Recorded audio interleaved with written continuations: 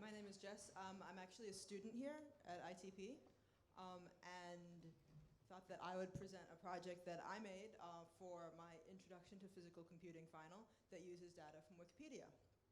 And the inspiration for this, the inspiration for this project was sort of a personal musing of mine, which was just wondering about what countries had their history represented in articles in Wikipedia, and what time periods were those articles from.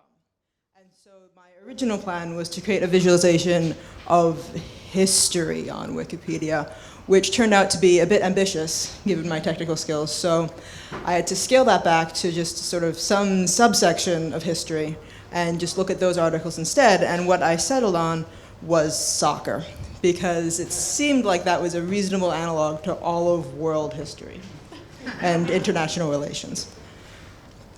So what I have here is data set, an interactive data visualization that if you scroll, yes, or not, there we go.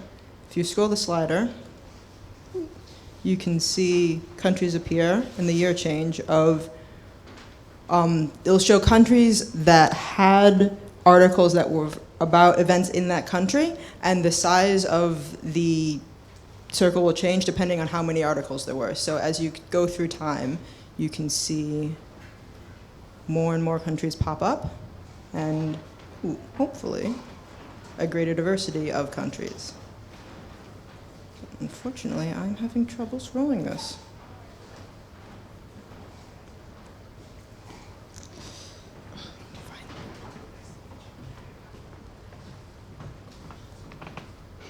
Ooh, there you go. So that's the last year that I put together data for, that you can see that there are a lot more countries there, and that you've got a greater diversity throughout the world, but that it's still pretty European heavy. I think that was sort of something that I expected. I was trying to go in without any preconceptions or expectations to just see what kind of answer I ended up with my question, but considering that I'm using only data from English Wikipedia, I'm not terribly surprised that it sort of skews this way. That's it, just the project there.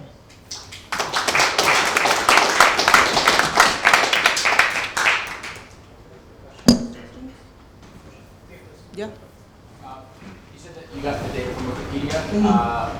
Like, what do you mean? Like, how did you get the data? I ended up using DBpedia.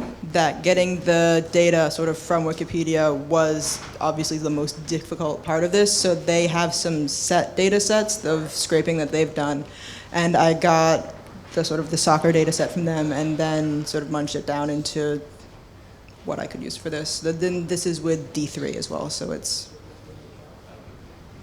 Yeah. So what does the very large circle, which is almost as large as the whole circle? That's sort of everyone. Like the very large circle. I mean, the very large circle, and then there's a slightly smaller circle.